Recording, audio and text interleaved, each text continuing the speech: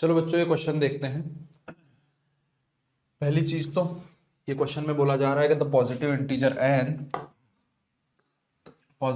n for which the solution of the equation this are two consecutive even integer, है ना, कि इसके जो रूट्स हैं वो क्या होने चाहिए, सॉल्यूशन क्या होने चाहिए, दो कॉन्जिक्यूटिव इंटीजर्स। तो क्वाड्रेटिक्स का ये क्या हो रहा है, प्रोडक्ट हो रहा है। सबसे पहले तो यहाँ पे x प्लस 0 x प्लस 2, यहां से लेकर के मतलब 0 से लेकर के देखो दो दो बढ़ते जा रहा है। ये यहाँ पे x plus 2 x plus 2 x plus 4, मतलब यहां से लेकर के 2n माइनस 1 2n माइनस 2 तक ऐसे बोल दो, या फिर 2 से लेकर के 2n तक। तो टोटल नंबर ऑफ टर्म्स है इसके अंदर n नंबर ऑफ टर्म्स हो गई पहली चीज तो, मतलब n नंबर ऑफ ये मल्टीप्लीकेशंस n है हमारे पास में, ठीक है, पहली बात। दूसरा, अब इसमें क्या है, दूसरा इसमें ऐसे देख सकते हैं कि भाई मल्टीप्लाई करवा देते हैं। तो n अगर ब्रैकेट्स हैं तो n टाइम्स तो एक्स स्क्वायर आएगा, प्लस यहां से कितना मिलेगा 1 इंटू 2, सॉरी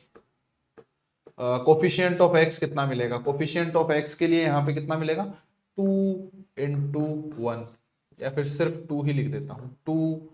प्लस यहां से कितना मिलेगा 2 इंटू 4, सॉरी 2 प्लस 4 6, यहां से कितना मिलेगा आगे 4 6 मतलब 10, ऐसे चलता जाएगा, है ना, n टर्म्स तक। फिर उसके बाद में plus coefficient of x square यहाँ पे सॉरी कांस्टेंट 0, दूसरे में 8, तीसरे में 24, या फिर ऐसे लिख लेते हैं चलो 2 into 4 plus 4 into 6 plus 6 into 8 plus ऐसे चलते चलते n टर्म्स ये लिखी हुई है ना। सबसे पहले तो इधर आते हैं। अच्छा, ये किसके इक्वल दे रखा है, ये दे रखा है हमें 8n अपॉन 3, ये दे रखा है। सबसे पहले तो n times x square plus 2 6, ये क्या बन रही है, एक AP बन रही है, और इस AP के n टर्म्स का सम कितना हो जाएगा, टाइम्स x भी तो आएगा, AP के n टर्म्स का सम n/2 bracket twice of a plus n minus 1 into D. तो ये 4n प्लस 4, तो ये 4 से तो ये 4 कैंसिल हो गया, तो यहाँ पे कितना, अच्छा चलो पहले इसको सॉल्व कर लेते हैं। इधर आते हैं, इधर इसका प्रोडक्ट निकालना थोड़ा सा डिफिकल्ट हो जाएगा। क्या होगा भाई, तो 2 इंटू 4, तो अगर मैं इसको ठीक से लिखूं, इसके समेशन को ठीक से लिखूं, तो इस तरफ सॉल्व कर लेते हैं। इसकी जनरल टर्म क्या होगी, इसकी जनरल टर्म को मैं TR इसको क्या लिख सकता हूं मैं 2 4 6 इस तरीके से चल रही है, इसका मतलब है इसको मैं लिख सकता हूं 2R इंटू इधर कितना आ जाएगा, अगर यहाँ पे 2 आ रहा है तो यहाँ पे 4 आ रहा है, मतलब यहाँ पे 2R प्लस 2 आ जाएगा, है ना। और यहाँ पे R जो है वो 0 से लेके n तक जा रहा है ना, R इज इक्वल टू 0 से लेके n तक। इसका समेशन निकालना है, इसका summation R is equal to 0 से लेके n तक। एक सेकेंड, R जो है वो गड़बड़ कर दी हमने, R 0 नहीं, R 1 से लेकर के n तक जाएगा ये, है ना, नहीं n तक नहीं जाएगा। देखो ध्यान से समझना, यहां पे अगर मैं बात करूं 0 से लेके 2n माइनस 2, या ऐसा बोल दो 2 से लेके 2n, तो टोटल n टर्म्स आई है ना, ये n टर्म्स हैं। इसका मतलब अगर मैं इस 0 वाली टर्म को हटा दूं तो ये वाली टर्म्स कितनी हो जाएगी n माइनस 1, तो r इज इक्वल टू 1 से लेके n माइनस 1 तक जा रहे हैं, ठीक है। बस समेशन निकाल देते हैं। यहाँ पे ये कितना हो जाएगा 2 2, तो ये हो जाएगा 4R स्क्वायर प्लस R, इसका summation R is equal to 1 से लेके n माइनस 1। R स्क्वायर का समेशन तो कितना हो जाएगा n 4 टाइम्स, ये तो कितना हो जाएगा n प्लस 1 2n प्लस 1, तो 2n प्लस 1 कितना हो जाएगा 2n minus 1 divided by 6, plus इधर से ये समेशन R कितना हो जाएगा n प्लस 1 डिवाइडेड बाई 2, ठीक है,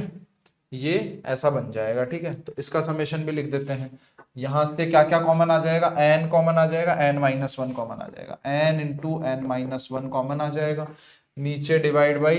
अच्छा ये 4 कॉमन है ही सही, और नीचे से 2 कॉमन ले लेता हूं तो 4/2, तो ये इधर से 2 मिल जाएगा, और इधर अंदर क्या बच जाएगा, अंदर बच जाएगा 2n-1 अपॉन 3 और प्लस कितना बचेगा, 1 ही बचेगा,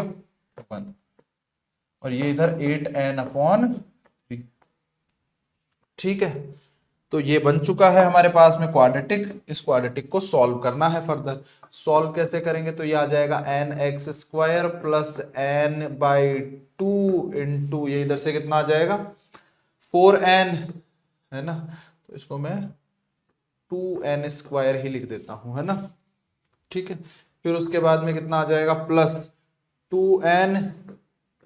इंटू n-1 इंटू ये इधर से कितना आ जाएगा, इधर से आ जाएगा 2n प्लस 2, तो 2 ये 2 की जगह 4 लिख देता हूं, चलो फिर से, तो 4n n-1 n+1 तो n² -1 आ जाएगा, और अपॉन में कितना आ जाएगा 3, और इधर से आ जाएगा 8n अपॉन 3, n से n उड़ गया। क्वाड्रेटिक क्या बन गई भैया, ये आ गई x² प्लस ये 2nx आएगा प्लस 2nx प्लस ये इधर से कितना आ जाएगा 4/4 टाइम्स n², ये इसको ऐसे लिख देते हैं 4n²/3 माइनस 4/3 और 8/3 मतलब कितना बन जाएगा ये टोटल 12/3 मतलब 4, है ना, तो ये आ जाएगा 4 इज इक्वल टू 0, ऐसा कुछ बन गया। ठीक है, इसको थोड़ा और क्लियरली लिख लेते हैं, मतलब ये कितना आ जाएगा 3x² प्लस 6nx प्लस यहाँ पे 3 एलसीएम ले लेंगे तो 12, ये 4 बाहर निकल जाएगा तो 4n² -3 अपॉन, एक सेकेंड, यहाँ पे क्या करेंगे अपन 4 कॉमन ले लेंगे, n²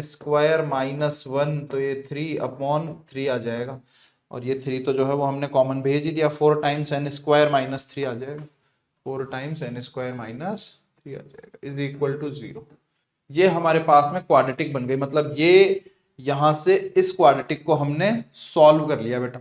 अब इस क्वाड्रेटिक के दो कॉन्जिक्यूटिव इवन इंटीजर रूट्स हैं, तो एक अगर अल्फा है, जहां पे अल्फा एक इवन इंटीजर है, तो दूसरा अल्फा प्लस 2 होगा। इसका मतलब है मैं ये बोल सकता हूं कि दोनों का जो डिफरेंस ऑफ रूट होगा अल्फा माइनस बीटा जो होगा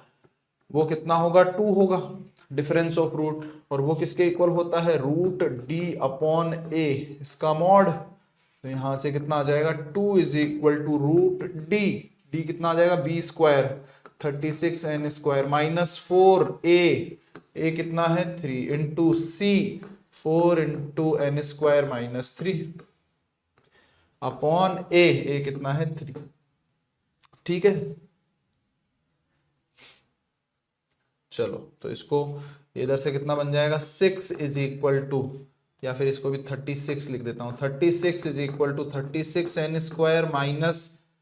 12 इंटू 4 टाइम्स n² -3, यहां से 12 3 3, तो ये कितना आ जाएगा 3 is equal to 3n² minus 4n² plus 12। ठीक है, तो इधर से कितना आ जाएगा -n² इज इक्वल टू -9, मतलब n की वैल्यू 3 आ जाएगी, n जो है वो हमारे पास में कितना आ जाएगा 3 आ जाएगा। द पॉजिटिव इंटीजर n यही पूछा है, तो 3 ही के आंसर हो जाएगा हमारे पास। ठीक है बेटा।